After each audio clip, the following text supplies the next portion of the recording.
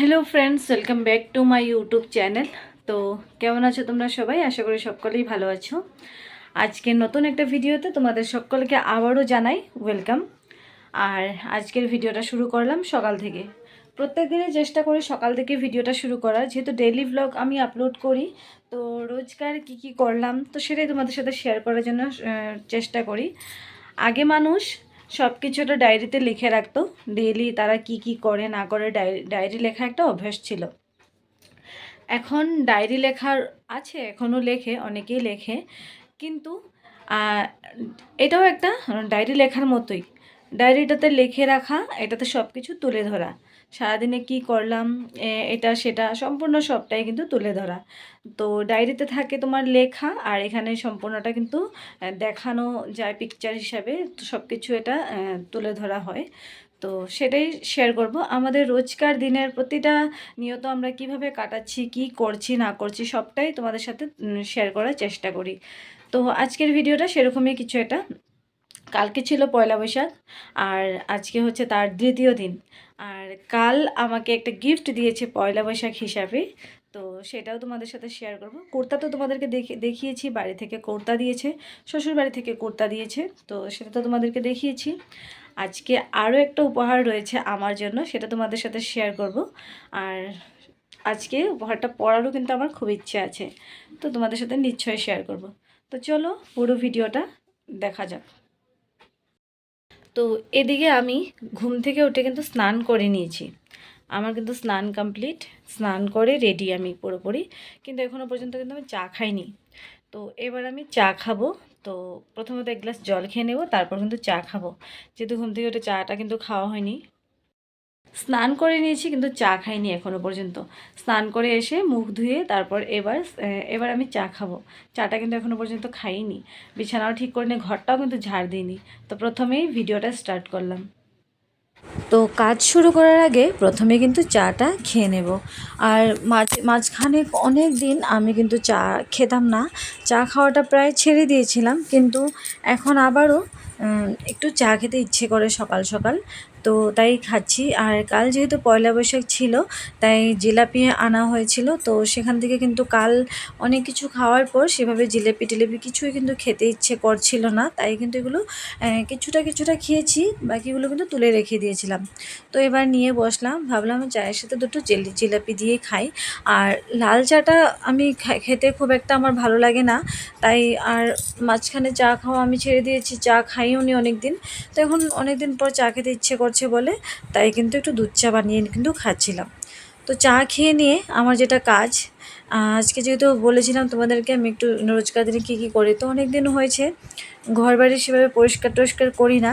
অনেক দিন বাড়িও ছিলাম না, আমরা বেড়াতে গিয়েছিলাম হায়দ্রাবাদ, তোমরা সকলে জানো। সেখান থেকে এসে আমি আবার আমার নিজের বাড়ি চলে গিয়েছিলাম। বাড়ি থেকে আসার পর এবার নিজের রুমটাকে একটু সুন্দর করে গুছাবো বলে ভাবছিলাম আজকে। তো কিছু নোংরা কাপড় জামা ছিল, সেগুলো কিন্তু এক্সট্রা করে রেখে দিয়েছিলাম, এগুলো কাচতে দেবো বলে কিন্তু এক্সট্রা করে নোংরা কাপড়গুলো কিন্তু আমি সাইড করছিলাম এক এক করে। তো এগুলো এক ট্রিপ কাপড় জামা কিন্তু ধুয়ে দেওয়া হয়েছিল মাঝখানে, তো ওগুলো শুকিয়ে রাখাও রয়েছে। তো এবার আরও কিছুটা কিন্তু নোংরা জামা কাপড় বেরিয়েছে, তো এগুলো কিন্তু ধুতে হবে, কাচতে হবে। তো তারপর বিছানা চাদর টাদর এগুলো সব কিন্তু কাচতে দিতে হবে। অনেক দিন ধরে আমরা যখন বেড়াতে যাচ্ছিলাম হায়দ্রাবাদ, তখন কিন্তু একটা বিছানা চাদর পেতে রেখেছিলাম, তো সেটা কিন্তু অনেক দিন রয়েছে, এটা কিন্তু রয়েছিল। তো এবার ভাবলাম যে এটা অনেক দিন হয়েছে, আর আমার কিন্তু মাঝে মাঝে কিন্তু বিছানা চাদর চেঞ্জ করলে ভীষণ ভালো লাগে। আমি সবসময় চেষ্টা করি 2 দিন 3 দিন পর বিছানা চাদর চেঞ্জ করে রাখার, কিন্তু প্রায় সময় কিন্তু আমি সেটা চেষ্টা করি। তো এবার অনেক দিন হয়েছে, তাই আর বেড়াতে গিয়েছিলাম, সেখান থেকে এসে কিন্তু হাতে একদম সময় পাইনি, একটা দিন মাঝখানে ছিল, সময় পাইনি বলে কিন্তু আমার সেভাবে গোছানো কিন্তু হয়নি, আমি ডিরেক্ট চলে গিয়েছিলাম বাড়ি। তো আসার পর আজকে ভাবলাম যে বিছানাটা একটু ঠিকঠাক করি সুন্দর করে। আর আজকে শুধু চাদরটাই চেঞ্জ করব, বিছানাটা কিন্তু তোমার হেড সাইডটা পুরোপুরি ধুলো হয়ে গিয়েছে, এগুলো কিন্তু মুছতে হবে। যেহেতু আজকে আর মুছবো না, আজকে যদি আমি এগুলো মুছতে যাই অনেকটা লেট হয়ে যাবে। আজকে আমাকে ঘরটাও একটু মুছতে হবে। তো অনেক দিন যেহেতু ঘরটাও মোছামুছি হয়নি, ঘরটাও মুছতে হবে বলে তাই আজকে কিন্তু হেডসেটগুলো কিন্তু আজকে মুছবো না। কিন্তু এগুলো কিন্তু অনেকটা নোংরা হয়েছে, ধুলোবালি প্রায় জমে গেছে, এগুলো কিন্তু মুছতেই হবে। তো এগুলো দেখি কাল না হয় পরশুদিন তো এগুলো করতে হবে, কালকে মনে হচ্ছে হবে না। কালকে আবার দুপুরে রান্নাবান্না থাকবে। আজকে কিন্তু দুপুরে আমি রান্নাবান্না করছি না, আজকে কাকি রান্নাবান্না করছে, তাই আজকে আর আমি রান্নাবান্না করছি না। তাই ভাবলাম নিজের রুমটাকে একটু গুছিয়ে নিই। তো আজকে নিজের রুমটাকে একটু গুছিয়ে নিচ্ছি, ভালো করে বিছানা চাদর টাদর চেঞ্জ করে নিচ্ছি। তো এরই মাঝখানে অনেকবার আমাকে ডিস্টার্ব করা হয়েছে। দরজাটা লক করে আমি কাজ করছিলাম, যেহেতু ভিডিও করছিলাম, কাজ করছিলাম, তো দরজাটা লক করে রেখেছি যেন কেউ এসে আমাকে ডিস্টার্ব করতে না পারে। বর এসে বারবার আমাকে ডিস্টার্ব করছে বলতে কিছু জিনিস ওর নেওয়ার ছিল কাজে, সেগুলো নিয়ে অর্ধেকটা নিয়ে গিয়েছিল, অর্ধেকটা রেখে গিয়েছিল। তো বারবার এসে নক করছে, বারবার এসে খুলতে হচ্ছে দরজাটা। তো এভাবে করতে করতে কিন্তু আমার অনেকটা লেট হচ্ছিল। তো সম্পূর্ণ কাপড় জামা তো আমি নোংরা যেগুলো ছিল এগুলো কিন্তু কাচতে আমি অলরেডি দিয়ে দিয়েছি মেশিনে, এগুলো কাছাকাছি কিন্তু হয়ে যাবে। তো বিছানাটাই ঠিকঠাক করে নিচ্ছি প্রথমত, কাচতে দিয়ে কাপড় জামাগুলো দেওয়ার পর ঘরবাড়ি কিন্তু মুছতে হবে। তো তাই সুন্দর করে বিছানাটা কিন্তু আমি কিন্তু চাদরটা চেঞ্জ করলাম। এই বিছানা চাদরটা কিনেছি অনেক দিন আগেই, তোমাদের সাথে শেয়ার করেছিলাম, তোমরা দেখেছিলে। তখন কিন্তু অনেকটা সুন্দর ছিল, প্রায় গ্লো ছিল চাদরটার মধ্যে। আর এখন যেহেতু অনেক দিন এটাকে ইউজ করা হয়েছে তাই একটু কিন্তু রঙটা কেমন কেমন যেন হয়ে যাচ্ছে। এটা একটু ফিকাশে ফিকাশে বলে মনে হচ্ছে। আর 2-3 বার 4-5 বার কিন্তু বিছানা চাদরটা কাচতেও দেওয়া হয়েছে। তো তখন থেকে কিন্তু এটা একটু একটু ড্যামেজ হয়ে যাচ্ছে জিনিসটা। তো অনেক দিন হয়েছেও যদিও, তাও তো একটু লাইট বিছানা চাদরগুলো বিছানাতে পেতে রাখলে মনে হয় ধুলোবালি সহজেই পড়লে পুরোপুরি বোঝা যায় নোংরা হয়েছে বলে, পুরোপুরি কিন্তু বোঝা যাচ্ছে। তো এই জানালাটা অনেক দিন ধরে কিন্তু বন্ধ ছিল, এটা কিন্তু খোলা হয় না, প্রায় সময় এটা বন্ধ থাকে। এতদিন তো যেহেতু আমি ছিলাম না, তাই কিন্তু জানালাটা খোলাও সেভাবে হয়নি, এটা বন্ধ রয়েছিল, আজও বন্ধই রয়েছিল। তাই আমি ভাবলাম জানালাটা একটু খুলে দিই। আর এগুলো সমস্তটা, আর জানালাগুলো জানো তো পুরোপুরি ধুলো হয়ে গিয়েছে, এগুলো পুরোপুরি ধুলো জমে গিয়েছে জানালাগুলো। তো এগুলো কিন্তু সুন্দর করে মুছতে হবে। আর এগুলো মোছামুছি করার জন্য আমার কিন্তু প্রায় 1 দিন আমার লেগে যাবে, না হলে হবে না। এতটা পরিমাণ ধুলোবালি জমেছে যেগুলো কিন্তু পরিষ্কার করার জন্য কিন্তু প্রায় 1 দিন তো লাগবে। তো বিছানাটা ক্লিন করার পর নিজে একটু বিছানাতে বসে যে কি আরাম।